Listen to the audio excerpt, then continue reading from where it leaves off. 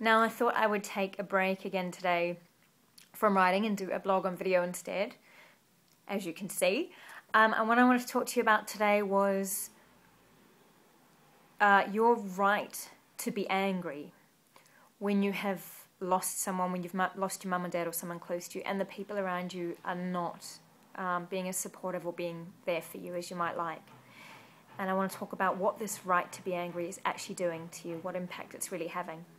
Now, I wrote a blog a few months ago about why not everybody will be there for you when you've lost your mum or dad or someone close. You know they won't. You're going through this or have been through this, so you've seen some people will be completely there for you, some will disappear completely, some will tiptoe on eggshells around you, some will make what seems to you really inappropriate comments or really disrespectful comments or jokes, crap kind of jokes that you think they shouldn't be making. And I wrote this particular blog just so people could get a different perspective on other people's behaviour, because other people's reaction to you when you've lost someone very close to you doesn't have as much to do with how they feel about you as it has to do with how they feel about death, because people's fears and experiences around a topic as huge as death will come up now, and that will really impact how they relate to you. And I've written this particular blog just so people could have a new understanding and actually take off some of that stress that they've had around other people's behaviour that you can't control. Now, I had a lot of response to that. I've had a lot of response directly to me about that, and a lot of people write to me and say they found that blog incredibly useful and it really helped them have a different perspective and took away some of the stress that they were putting themselves through around other people's behaviour. But of course I do have other people getting in touch with me who are very angry and very indignant, and really want to assert their right to be angry and say, well, you know, if other people can't be there for me, why do they deserve to have me try and find a different way of looking at that, you know? And people will say, you know, it's my right to be angry. Why can't I be angry about that? And it's comes very much from this view that I'm going through this, and if I can't escape this, then you should be able to suck it up, and deal with it a little bit as well, which isn't very fair. And I really wanted to answer that question today. Now, so why should you take the time to question your right to be angry? Why should you find a different way to understand the way that the people around you are behaving towards you, especially those that aren't doing what you want them to do? And I've got 2 suggestions for you to think about today. And the first is that it's not about them, it's about you. That's the first reason to take a look at it. You don't do this, you don't find a new perspective to help them out. Because people will say to me, you know, they don't deserve to get away with this type of behaviour or something along those lines. The reality is that if you are insisting on being angry and furious and let down and disappointed at the behaviour of people around you, you are the one being affected by this. The person most hurt by these emotions is you. You are the one carrying them around.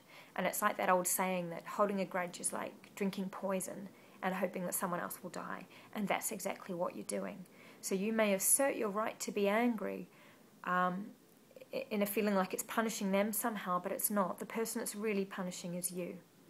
And I'm certain that you don't think you have some kind of limited capacity for dealing with anger and pain and disappointment, particularly when you're already going through a loss.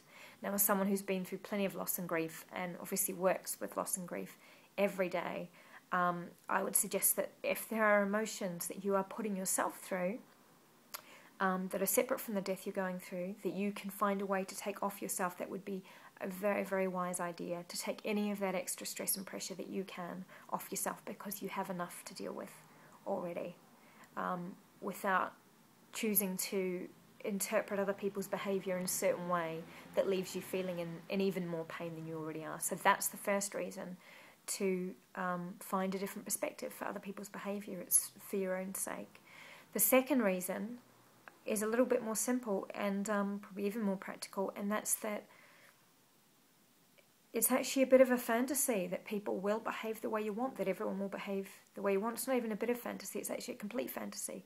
I can promise you that every loss, every big loss in your life you ever go through will look similar to this, in that some people will be there for you, some will not, and some will fill those spaces in between, and some will say the things and do the things that you think are entirely inappropriate. And the people that you feel like are really there for you now may not be the ones that are there for you next time. And the people that you feel like abandoned you this time may be the ones that are around next time. It's really going to depend on the situation. But this desire to really assert your right to be angry at them is just going to set you up, absolutely guarantee you more pain than you need to be in each time, because you are fighting reality. And it's a bit like arguing against death and saying, well, death shouldn't happen, because then each time it does happen, you're in even more pain, because you thought something different was going to happen this time.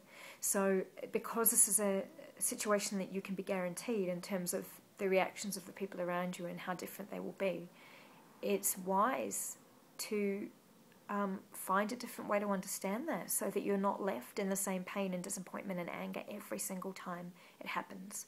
So if you feel like you still want to hold on to your anger and you still want to assert your right to be angry, then, I'm not going to take that away from you. That's fine.